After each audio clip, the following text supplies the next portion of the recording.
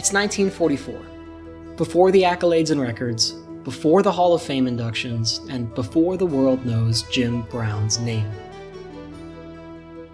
St. Simon's Island, just off the coast of Georgia, barely managed 1,500 permanent residents throughout the mid-20th century. Raised here by his grandmother, Brown developed an independence and self-reliance that would prove crucial to his future. He's not long for this place, but he couldn't have gone anywhere without it.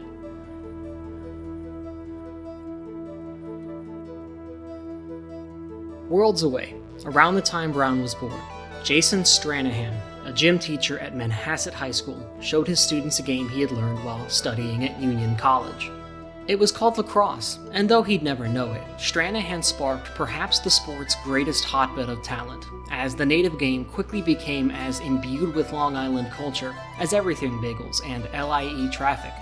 It's probably as far culturally from southern Georgia as you can get in the US, and it's where an 8-year-old Jim Brown started his life's journey. Ahead of Syracuse's game against Cornell in 1957, Big Red coach Jim Smith tells reporters his team is going to teach Brown how to play the midfield position. Roy Simmons, without saying a word, tapes the quote to Brown's locker. Jim takes a quick look, crumbles the paper up, and heads out to the field. He scored 7 goals that day, in what wound up being, at the time, the largest blowout in the rivalry's history. Cornell football coach Lefty James had decided to make the hour-long trip from Ithaca to show his support. When he sees Brown warming up, he's bewildered. See, Jim Brown did this to everybody.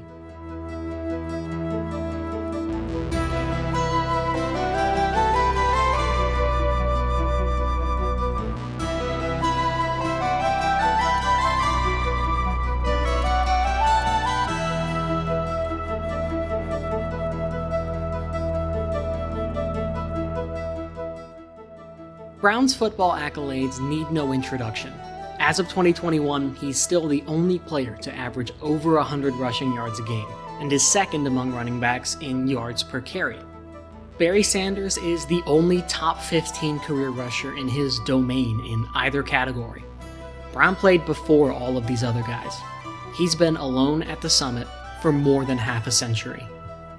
But when Brown was inducted into the Pro Football Hall of Fame in 1971, instead of the many stars he had shared his professional accomplishments with, he chose a little-known lawyer named Cam Macaulay to introduce him.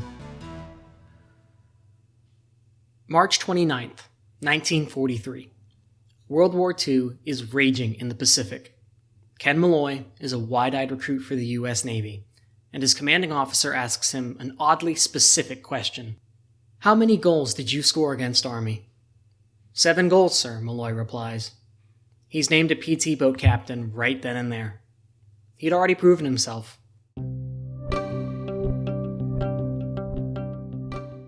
Fast forward to 1945. Macaulay is part of an incredibly dangerous operation the OSS, the precursor to the CIA, is undertaking. It involves sinking PT boats loaded with 50,000 pounds of explosives in order to destroy underwater tunnels connecting the islands of Kyushu and Honshu ahead of a planned invasion of Japan. The mission never takes place, though, as the atomic bombings of Hiroshima and Nagasaki bring a swift end to the war. Nevertheless, Macaulay impresses Major General William Donovan enough that he's offered a spot with Donovan's law firm in NYC after he graduates from law school. He returns to Syracuse, where he was a 2-time All-American attack under Simmons' guidance, gets his degree, and heads to Manhasset just in time to see an absurdly gifted 6'2", 230-pound high schooler receive 13 varsity letters in 5 different sports. Ohio State is one of more than a dozen schools who want him. So do the Yankees, who offer him a minor league contract straight out of high school. Syracuse did not want him, and hadn't even scouted him. Both at the time and in retrospect, it's completely asinine that the Orange didn't offer Jim Brown a scholarship. Cam Macaulay knew it too. He made up his mind. He was going to get Brown to Syracuse, and to do it, he called upon Manhasset itself. Macaulay believed Syracuse would offer Brown a scholarship after seeing him play, so he convinced the high schooler he could get him a scholarship, which he couldn't, and secretly asked locals to raise enough money to cover Brown's first year, totaling a little more than $20,000 in today's money. Laurie Cox is more renowned for his work as a landscape architect than anything he did on the field. Roy Simmons pretended to be a high school running back and had never heard of lacrosse before he attended SU. The first two founding heroes of this program arrived by accident, and somehow, Jim Brown, one of the most uniquely gifted athletes in American history, did too. His journey here must be told in two ways: through his on-field achievements, but first through the obstacles he overcame to accomplish them, because he very nearly didn't. Jim arrived at Syracuse a year before Brown vs. Board of Education banned segregation in U.S. schools, and 2 years before Rosa Parks refused to give her bus seat to a white man. He entered a world on the precipice of sweeping change, but that change could and would only come with the establishment kicking and screaming. Brown could run like the wind, in a manner seemingly impossible for someone his size and strength. But it didn't matter where he went or how fast he ran. St. Simon's was always a part of him, and for far too many, it was the only part that mattered. As both a walk-on and a black player, Brown was ostracized as a freshman. Throughout the course of that first year, Jim was often on the verge of quitting and going home. If he packs his bags and leaves, who knows what his future holds? You could easily argue he was so naturally gifted it wouldn't have mattered, but at the same time, maybe we came this close to never knowing Jim Brown's name. There were some who saw beyond Brown's skin tone, though. In particular, his backfield coach would frequently follow him into the locker room after practice and talk one-on-one. The two would visualize Brown's success at Syracuse and develop a type of bond that resembled the father figure Brown sorely needed in his life. This coach was the only one who could talk to Brown, and without this coach letting Brown know his worth and encouraging him to stick it out, he very likely would have left. Roy Simmons always had Jim Brown's back, because Roy Simmons saw his players for the people they were. To that point, Brown had spent his entire life being viewed either by his athletic ability or his skin color, and having a mentor and coach that saw the incredibly talented but uniquely troubled young man outside of those two things was exactly what he needed. It still took a remarkable amount of resiliency on Brown's part. Opposing defenders routinely shouted racial slurs at him while he played, in the hopes he'd get kicked out for fighting them. Brown never indulged, just took the ball, ran to the cage, and scored. He knew that they knew it was the only way they could stop him. Jim has said lacrosse is the best sport he ever played. Part of that was certainly Simmons knowing not to put a leash on his superstar midi, but at the same time, there was something else woven into the fabric of the game. As Brown put it, it was a sport you had to like. It's always been that way. From the first games in the Onondaga forests to the days of Cox, Simmons, and Brown to the present, those who have dedicated themselves to lacrosse have done so out of love. Love for the spirit of the game and love for the spirit of the competition.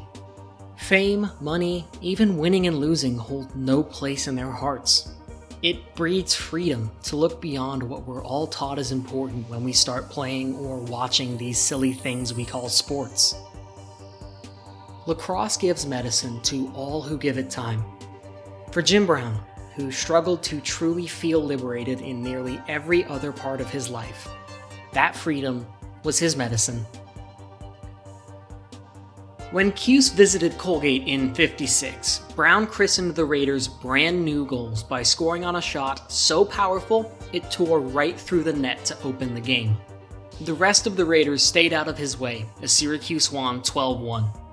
The next time Brown played Colgate, in front of 40,000 fans at Archibald Stadium, he rushed for 197 yards on nearly 9 yards a carry, scored 6 touchdowns, kicked 7 extra points, forced a fumble, and intercepted a pass.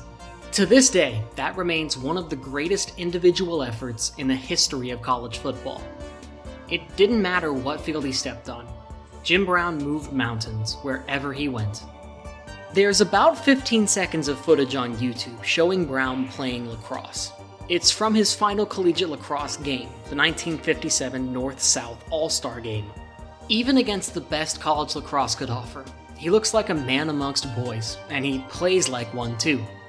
Jim had 5 goals and 2 assists in the first half alone, including overhanded and underhanded goals with both hands, in a performance so completely and utterly dominant he didn't play in the second half so that the South team had a chance to make a game of it.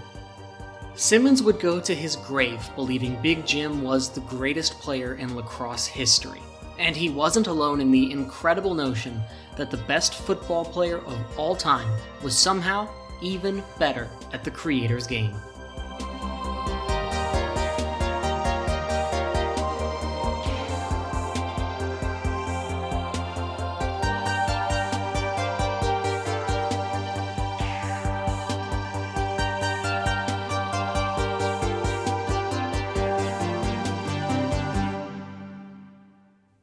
As unlikely as it sounds, Brown wasn't truly alone out there. In fact, the other Orange hero of this period also faced unlikely odds to even get to SU, also struggled against the prevailing prejudices of the time, and also spent every second after he got there, sending whatever the world threw at him right back where it came from.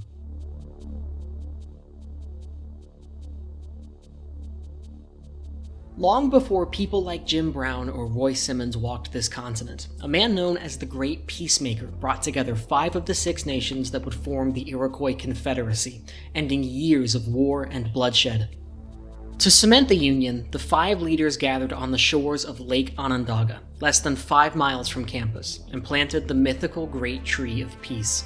It remains the beating heart of a nation and a people. 10 miles south of the lake and university is the current home of the Onondaga Nation, one of the sacred places of this game. Just as Onondaga teenagers play, Oren Lyons once played. Some of his earliest memories were of his father competing as a goalie. Now, he stands in that spot and is staring right down the barrel.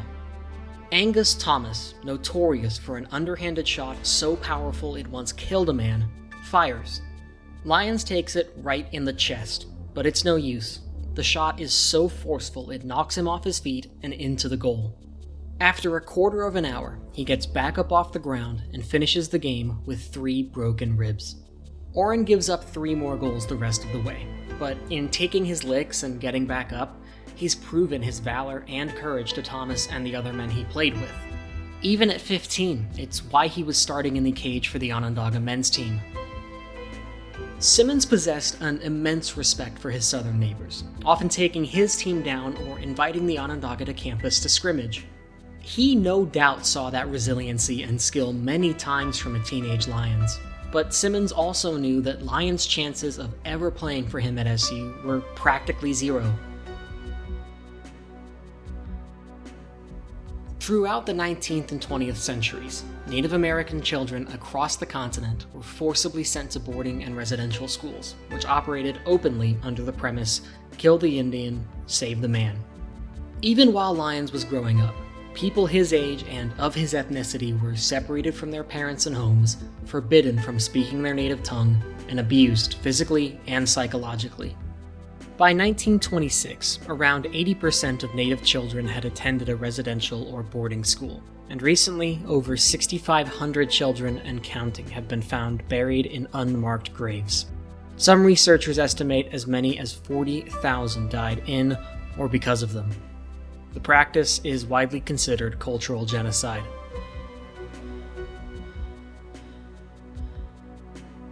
Oren Lyons did not attend a boarding school, but like many other Native students, was often shown outright racism by the education system, and demoralized by it all, had dropped out in 7th grade to focus on his art. Simmons went back up to SU. Lyons joined the army and fought in Korea, and time moved on. But if Brown, Malloy, Simmons, and Cox show us anything, it's that when the Creator marks you to Syracuse, you will get there. It's 1953. Simmons knows he's building the makings of something special. but he also knows it needs a similarly special backstop.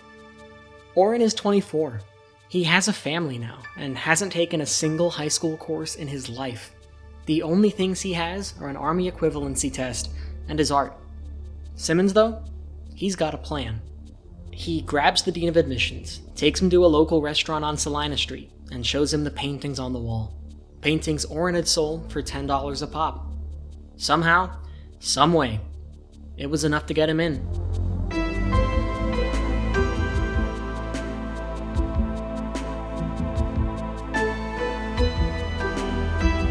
After playing catch-up for years, Lyons, a goalie who could save shots others wouldn't dream of, debuted for Syracuse in 1956. Statistical records for goalies at this time are non-existent, so what we can go off of are his career record, 24-8, his unofficial goals against average, just over 7.6 a game, and his 3 All-American selections. Beyond just that athletic ability, though, Lyons brought toughness, determination, and grit, the kinds of intangibles that separate teams on game day as much as natural talent. Through strokes of fate veiled his fortune, all the pieces had come into place for Simmons, Brown, and Lyons. In the spring of 1957, that vision would be fully realized. As always, Big Jim led the charge. Over SU's 10 games that spring, Brown tallied 43 goals, tops in the nation. It's a number mostly lost to time, as the modern record has nearly doubled it. But consider this. Penn State lefty gunslinger and world champion Mac O'Keefe, who graduated in 2021 as college lacrosse's all-time leading goal scorer, averaged 4.33 per game in his best season. Jim Brown averaged 4.30 per game in 57. O'Keefe played attack and had the benefit of both modern equipment and rules like the shot clock. Brown played midfield, used wooden sticks, and had no such rules in place. From a goal-scoring sense, his 1957 campaign is one of the best ever. On the other end, Lyons foes only got the better of him 4.6 times per game. Goals against average wasn't a stat tracked until the NCAA era of the sport in the 70s, but not only would Oren's unofficial 4.6 constitute the best season in NCAA history, it would do so by nearly 0.8 goals a game. In total, SU outscored its opponents by over 10 a contest through its first 9 matches, yet the 10th and final was by far the toughest challenge. No team had gotten the better of Simmons more than Army. After an overtime win in Roy's first go, the Black Knights had rattled off 18 consecutive victories against SU. If there was one game on the schedule that would require complete and total focus, this was it. However, the track and field coach desperately needed Brown for the high jump during a meet right before the match was due to start. Begrudgingly, Simmons agreed, yet when he came to get his superstar, he discovered Big Jim had not only won the high jump, he'd also won the discus and come second in the javelin. The school Cuse was dueling that day? You guessed it, Colgate. I'm sure that no other school has ever been as terrorized by one athlete in as many ways as Colgate was by Jim Brown. There was barely any time for Jim to head to the locker room and put his gear on, and having competed all day, the effects were beginning to show. Cuse only found the net twice in the first half, and Army found a way past Lyons 5 times, more than most could manage in an entire game in 57. For the first time all year, SU had to find a way to come back. Simmons tore into his team in the locker room, but singled out Lyons in particular. Roy's star goalie reassured him, but 30 seconds into the second half, let another one into his net. What no one knows is that Lyons has played the season on a torn ACL. Any other goalie, at any other time, probably throws in the towel. This is Oren Lyons we're talking about. He gets up, takes the ball from his net, and never lets Army back in, making spectacular saves even on his busted knee. Brown only scored once, but found his teammates 3 times, and a 6-0 run the rest of the way led Simmons and the Orange to just the second undefeated season in program history. The only thing missing, the cherry on top, was a trophy. a trophy Roy had waited more than 25 years for. Alas, down south, Johns Hopkins had also gone undefeated, and the USILA chose to confer the national championship to them instead. The only explanation for this decision I can find is that it was deemed Hopkins played a tougher schedule.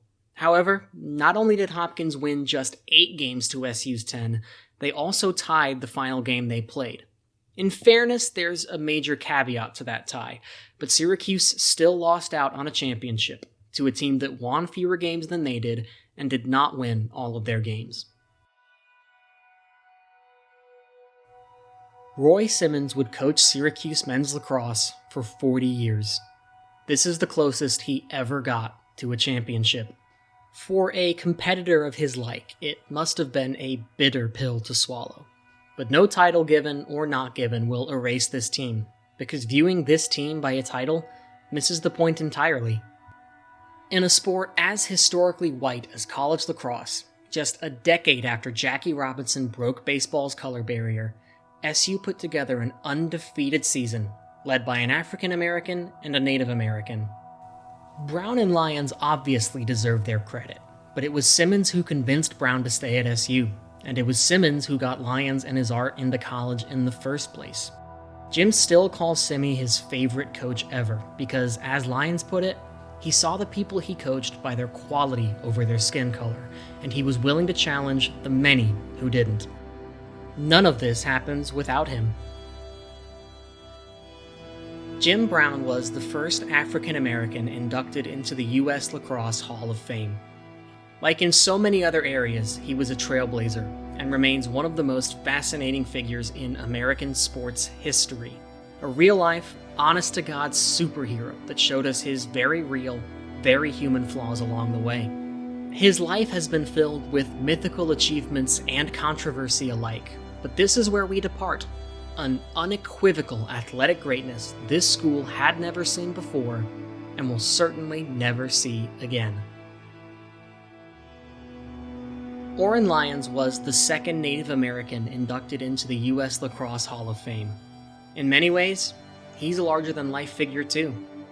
He's advocated indigenous rights at the UN and across the globe, befriended Jane Goodall, contributed to Leonardo DiCaprio's environmental documentary 11th Hour, spoke at Muhammad Ali's funeral, and in 1983, co-founded the Iroquois Nationals lacrosse team.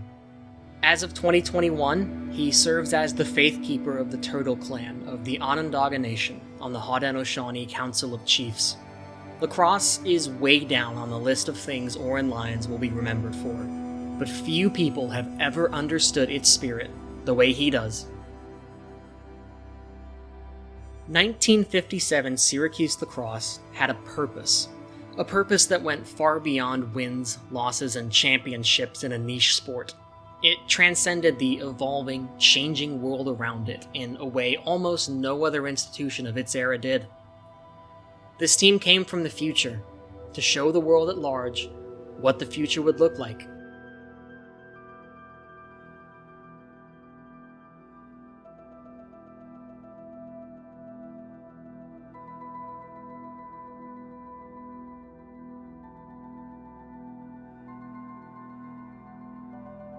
Through the first 4 decades of Syracuse lacrosse, the heroes and legends were those who simply happened to be in the right place at the right time.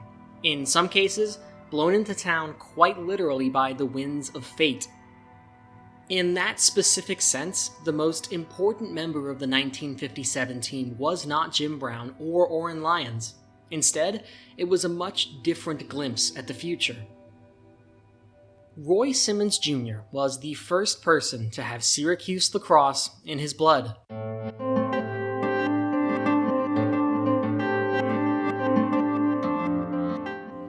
The younger Simmons quite literally grew up on his father's sideline. Even as young as 3, he was serving as the team's unofficial mascot, playing catch with All-Americans and soaking up halftime speeches from a Hall of Fame coach.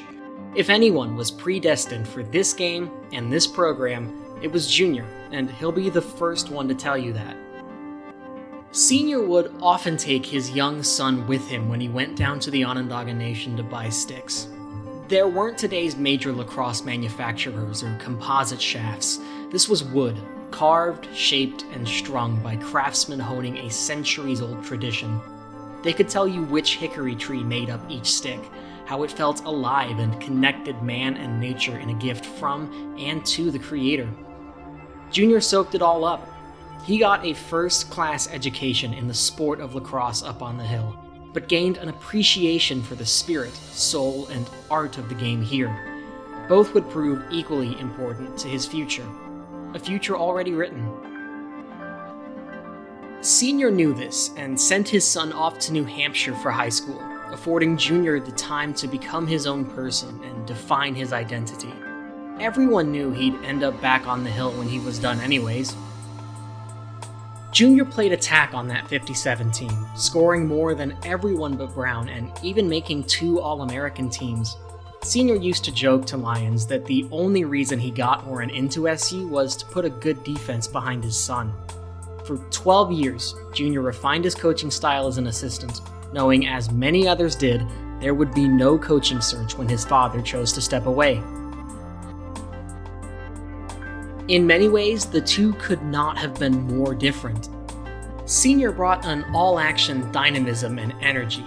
His most famous tirade came in 1955 with the football team, jumping on a table at halftime and getting so animated he wound up pulling down the sprinkler system, then instructing his team to run over the West Virginia band on the way out of the tunnel.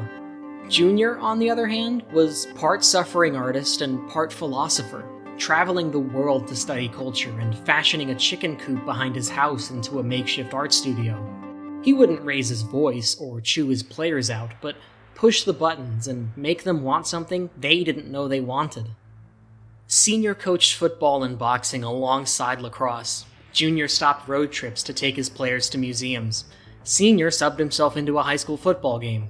Junior went to Peru weeks before the season started. Senior was Gershwin. Junior was Debussy. Unlike everyone else we've covered so far, there was no singular moment of fortune that landed Junior here. He was, quite simply, born for it.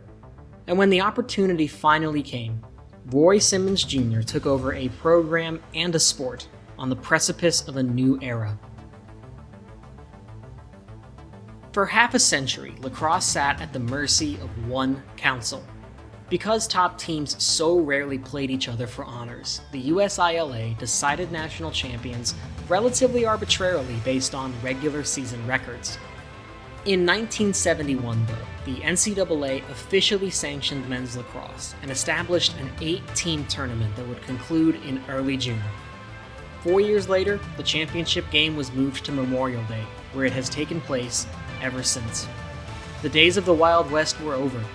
College lacrosse had officially made it to the big time.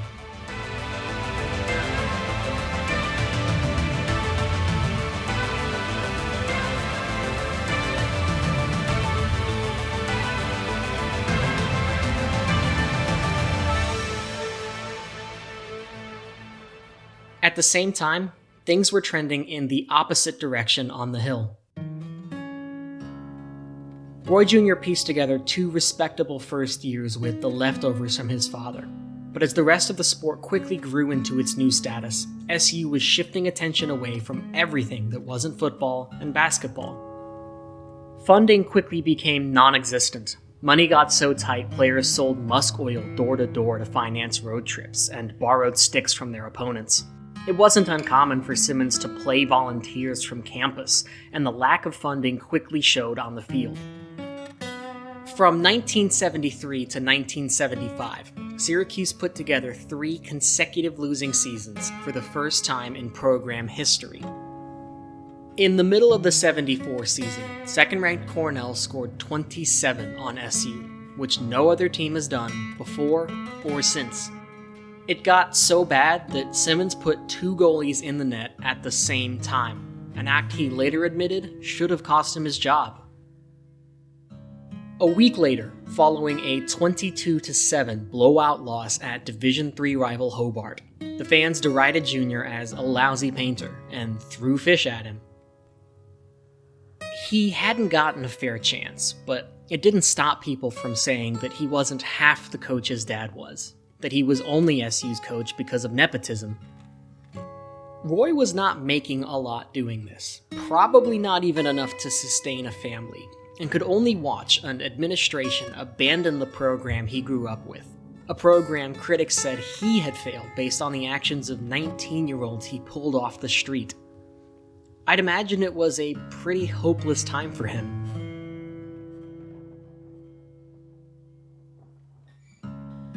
However, other developments were afoot in the wider Syracuse lacrosse world at this time. Developments that would eventually break Junior's darkest times as the first ray of sun in the dawn. In the two other major hotbeds of lacrosse, Long Island and Maryland, exist some of the most prestigious and elite high school lacrosse programs in the nation. By the 70s, Syracuse had been around long enough that its roots were beginning to stretch down to that level, and the watershed moment for high school lacrosse in central New York came with the arrival of one Mike Masser. Masser took over the lacrosse program at his alma mater, West Genesee High School, in 1976, and spent nearly half a century laying waste to everyone who stepped on the field against him. Masser is one of the most respected innovators in the sport. After losing a state title game to Yorktown due to their electric transition game, he developed a 3-on-2 drill from watching the basketball team that has become widely used across the country, known as West Genny. He combined this innovation with a focus on discipline and fundamentals so relentless it feels fake. He'd walk out of practice if players wore the wrong shorts, would rev his Corvette outside players' houses to enforce curfew, and never once allowed celebrations after goals. Masser coached hundreds of players over his 43 years at West Genny. He estimates all but 10 played in college. Doubt him if you want, but this is a man renowned for a photographic memory. He started his career 42-2, a signal to the country that a perpetual dynasty was beginning at the high school level, and a bona fide lacrosse factory had opened right in Junior's backyard. As much as it seemed like Roy's days were numbered, the school never got around to firing him, and eventually threw him a bone in the form of actual support and scholarship money. In the end, Junior would get his shot to make Syracuse his own. In many regards, along with growing the sport at its roots, Masser was a perfect high school coach because his legendary structure and focus on fundamentals created a rock-solid foundation for players coming into the program. It was particularly important for Simmons, whose offensive philosophy was that the only limit was one's imagination. Junior inherited his father's ability to connect with people and sense of freedom on the field, and dialed it up to 11. He'd never get on you for trying something new and innovative, even if it didn't work. Some saw it as reckless, but to Junior, when the ball crossed the halfway line, dreams and fantasies were fair game. If the sticks players used were art, then they themselves were artists, and who would Junior be to limit that expression? In the late 70s, two of the first pioneers of the Roy Simmons Jr. era arrived, one from a new friend of the program, and one from an old one. Progress was slow. The Orange split the first two games of the 1977 season, but against Adelphi, playing their fourth game in 7 days, fatigue was showing, and prospects of a win looked bleak. It wasn't going to stop freshman goalie Jamie Malloy. The son of the same Ken Malloy that brought Jim Brown to SU 23 years prior, recorded 28 saves, as of 2021, the most ever by a freshman in program history. 2 months later, in the final game of the season, another loss to 7th-ranked UMass, Malloy made 27 saves, bringing his total on the 1977 season to 209, also the most by a freshman in program history. On the other end, Tim O'Hara, who spent his final year at West Genesee under Masser's guidance, tallied 53 points his first year and also looked the part of a star. Even if the Orange held just above 500 for the second straight year, the future seemed bright, and that future arrived rapidly as SU only dropped 3 games in 78. by far the best mark of Junior's career. Unfortunately, their invitation to the big dance never came, but the team agreed. It was a matter of when, not if. By '79, Junior and the senior leadership had built this program back to the level it was expected to be at. Midfielder Kevin Donahue broke a 17-year-long drought in being named a first-team All-American. And while O'Hara missed out on the first team, his 89 points broke the program's single-season record. Macaulay was still working wonders in net while the defense sharpened up, and the end result was the program's first ever NCAA tournament appearance. But even with 5 goals from Donahue, a ferocious fourth-quarter comeback from eventual finalists Maryland spoiled the upset party. No matter, the culture had changed on the Hill. With O'Hara succeeding Donahue as a first-team All-American and Macaulay finally receiving his own recognition, Cuse earned the number 3 seed in 1980 and brushed aside Washington and Lee for the first tournament win and first Final Four trip in program history. The Orange couldn't quite keep up against defending and eventual national champions Johns Hopkins at Homewood, but regardless, O'Hara and Macaulay could walk away with their heads held high. They weren't the only building blocks that revived the program in the late 70s. We'll cover some of the others later, but the impact they left on SU is still felt today. As of 2021, Macaulay has saved more shots than any other Orange goalie, and O'Hara's 282 career points remained SU's all-time record for more than 15 years. As Junior and the gang moved into the brand new Carrier Dome, Cuse struggled to replace that production.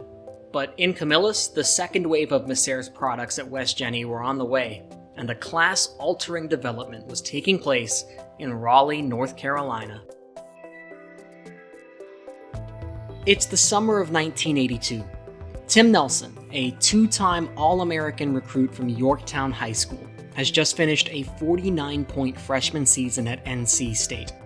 The young attackman has a real shot at etching his name in the history books in Raleigh when he opens a letter from the university.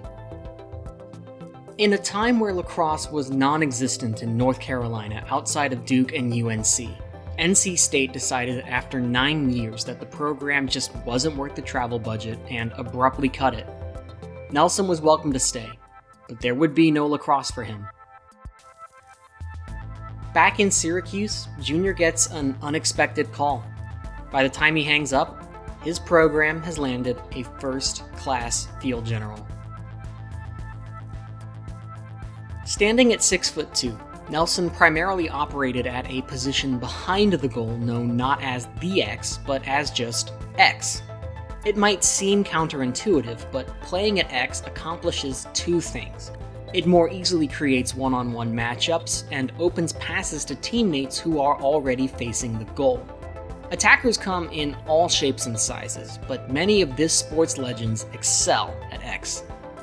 There's a few archetypes for the position, but one of the most common is the so-called quarterback, serving as the primary creator and controlling the tempo, flow, and rhythm of the unit. A great one can completely transform an offense, and with a preternatural sense of how plays and passing angles developed, Nelly was no different. Elsewhere, Macer's dynasty had become an unstoppable force of nature. In kicking off an unprecedented 91-game win streak, the 1981 team captured the state championship, marshaled by Brad Kotz, an all-world Syracuse commit. When Kotz joined the Orange, he scored 21 goals from the midfield to become a second-team All-American as a freshman. Even compared to the Macaulays and the O'Haras of the world, Kotz and Nelson were a tier above. Going into the 1983 season, a freshman asked Kotz on the bus ride to Maryland if he thought Syracuse could really win the game. Kotz said yes, and then some. To the rest of the lacrosse world, it was a remarkably bold claim. SU had only gone 6-4 the year prior. 3 of the 4 captains had transferred from other teams, and Simmons was leaning further and further into a run-and-gun style viewed as mostly a gimmick. To make matters worse, starting goalie Tom Nims dislocated his shoulder against Maryland, ruling him out for the year and forcing Onondaga goalie Travis Solomon into the cage. Nevertheless, the Orange pulled it out 16-13, and the train wasn't stopping anytime soon.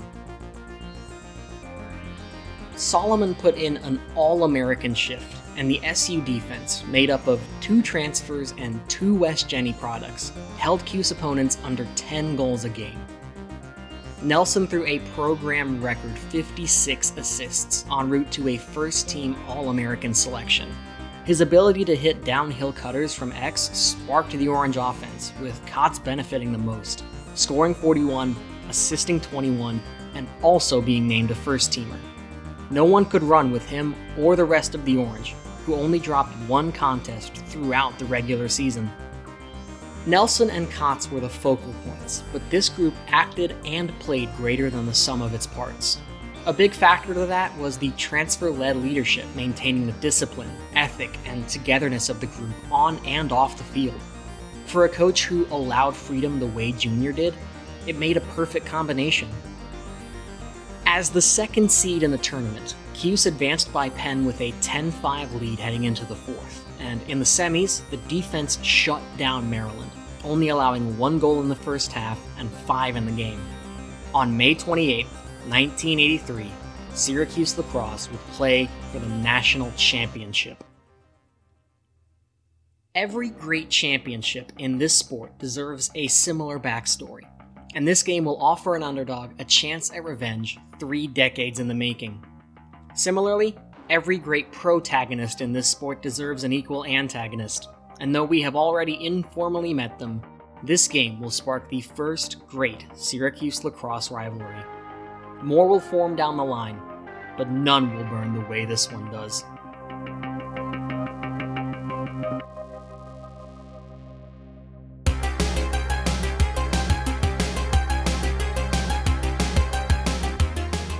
Central New York is the birthplace of this sport, but especially at this time, the center of the lacrosse world lay in the heart of Baltimore, where Cuse was a ragtag bunch of misfits and transfers that had sat below the game's elite for the majority of their history.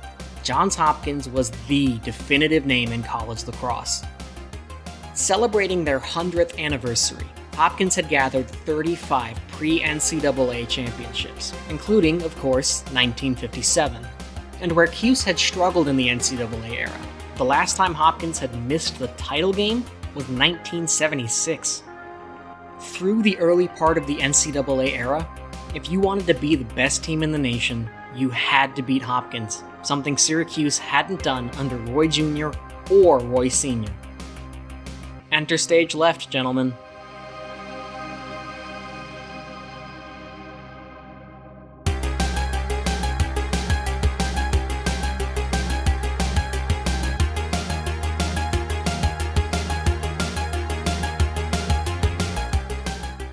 In the banquet before the game, Simmons made the first joke everyone thinks of in referring to his opponents as John Hopkins, and boldly claimed a blue jay sky would give way to an orange sunset. And at the request of the players, Junior shipped in brand new orange jerseys to be debuted in the title game. The odds seemingly didn't intimidate Simmons or his team at all. But quickly, all the bravado the underdog showed seemed to have done nothing but rile up the behemoth. The Hopkins midfield, with the other 2 of the season's first-team All-Americans, controlled the tempo and shut down SU's transition game like no one else had, scoring the first 3 goals and even notching one on the man down. On the other end, second-team All-American goalie Brian Holman held the Orange attack to 4 goals, as Cuse couldn't stop getting in their own way.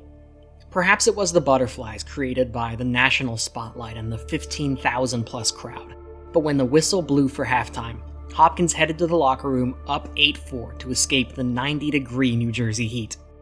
Simmons had a much different idea. He gathered his team to the sideline to marinate in the heat and atmosphere. Here is the crowd, and here is the scoreboard. There is no sanctuary. Slowly, Junior's team began to believe again. Lundblad opened the second half with a goal, but As if to snuff out any fire, Hopkins answered right back with 4 straight. Suddenly, the scoreboard showed a 12-5 Hopkins lead. The Blue Jays put in their second attack line, and fans were heading home. Simmons' bit hadn't worked, and he was well and truly out of answers. Then, Darren Lawler winked at Jeff McCormick, faked a pass, split 2 Hopkins defenders, and placed the ball in the bottom left corner. In his final career game, he had scored his first career goal. Something was in the air. SU got a man up on the next possession, and Nelson threw a dime right on the crease. Hopkins answered, but the Orange won the faceoff, and Cott scored his first of the day. He won another faceoff. SU forced a doorstep save from Holman, and Art Lux put home the rebound. Yes, the Orange had only brought the lead back to 4, but suddenly they had the momentum. Cox was taking over on faceoffs. Nelson hit him early in the 4th to cut it to 3, and he won another possession SU would eventually score on. After a save in transition, Nelson scooped a ground ball and found a wide open Kotz, who drew a penalty while scoring his 3rd and gave SU the ball with a man up, down 1, which, with Nelson quarterbacking from X, is practically giving away a free goal. Kotz won the ensuing faceoff. Lux drew a double team and hit him on the crease for his 4th goal. Somehow, thanks to a 9-1 run, Syracuse had the lead. When Nelson rolled inside and doubled it, the players and the crowd erupted. This one wasn't quite done though. Hopkins finally broke past Solomon on a deflection to keep it a game, then with just under 3 to go, tied it all up again. It seemed the Jays had the edge on the crucial face-off, but Kotz pried the ball out of Henry Chickarone's stick, barreled down, and scored his 5th goal of the half. SU got the ball back on another man up with a minute 30 left when disaster nearly struck as Dave Desko was doubled. Enter Nelson, who arced a perfect ball over the entire Jays defense, allowing Randy Lundblad to extend the lead again. It would prove necessary as Hopkins found another goal, but Solomon and the Cuse defense made the final stand. The clock wound down. Syracuse was your national champion.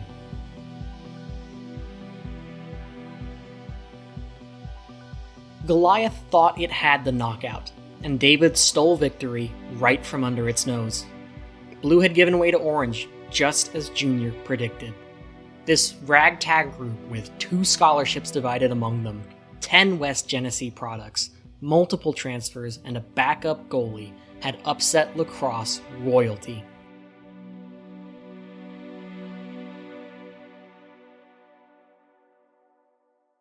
Kotz, who so boldly predicted the title at the beginning of the season, hailed Simmons' halftime move as a masterpiece. He'd be named the most outstanding player of the tournament, and later become the first member of the Orange to receive the Lieutenant Raymond Enners Award as the best player in college lacrosse. As a midi who thrived in transition, Kotz was walking vindication for Simmons' coaching style, and left SU as the 4th member of the 200-point club, a 3-time first-team All-American, and the first 4-time All-American in program history. In 2001, he was inducted into the U.S. Lacrosse Hall of Fame. Tim Nelson's 56 assist year in 1983 remains 3rd in Orange history, behind only 1985 Tim Nelson and 1984 Tim Nelson. As of 2021, that 1984 season point tally of 103 remains the only time an SU player has ever broken the 100 barrier. And in just 3 years, his 187 assists are the most in a Cuse career. No one comes that close either, even given an extra season. When you count his NC State numbers, only 2 people in NCAA history have surpassed his assist total, which stood as the collegiate record for 30 years.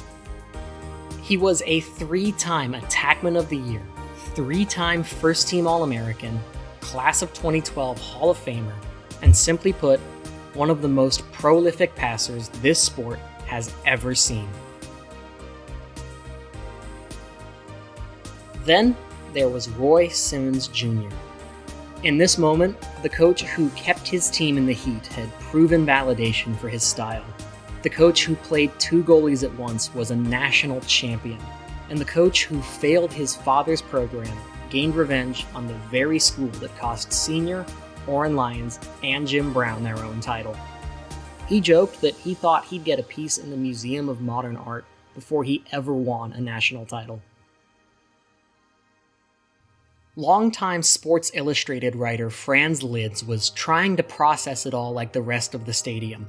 He'd written a game report celebrating a Hopkins win, then had to frantically start over while still on deadline.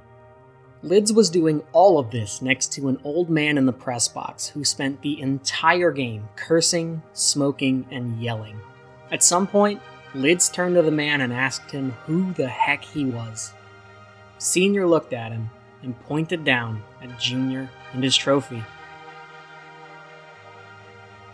When Lids took the story to SI, they sent him back not once but twice, and what was a simple gamer on a miracle comeback morphed into a 5-page feature article introducing readers across the country to the father-son duo in a niche sport and the half-century they spent working to make that moment happen. It remains a lasting primary source on these two men, and you can read it in its entirety on the SI archives. Just search its title, My Teams Are Collages. That title comes from Junior, of course, who saw each of his teams as their own works of art. There's not a better way to summarize all of this.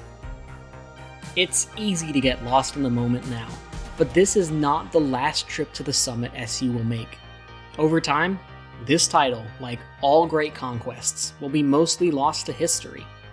Remember, wins, losses, and yes, even championships are secondary in this game. Junior understood that from the very beginning. His 1983 squad shares its art, the kind of art that lasts forever, in many ways. The vindication for a son, redemption for a father, the culmination of their beloved program's rise to the top. The called shot and against-the-odds comeback ripped straight from fiction, and the unity of a group of overlooked wanderers who, above everything else, did it together.